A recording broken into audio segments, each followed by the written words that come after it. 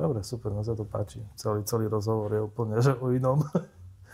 Čiže mám tu ešte takú jednu otázku, čo by si robil, bola otázka od, neviem, kedy sme to začali, čo by si robil, keby si mal neobmedzený budget, rozpočet alebo neobmedzenú moc, čo by si urobil? A potom ďalšiu otázku, že aká je tvoja ďalšia otázka pre nejakých ľudí, ktorí by tu boli, alebo... Asi by som ich investoval do seba.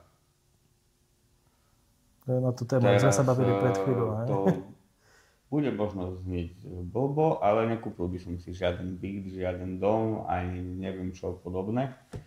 Asi by som začal navštevovať nejaké tie také konferencie s Robertom Kiyosakim a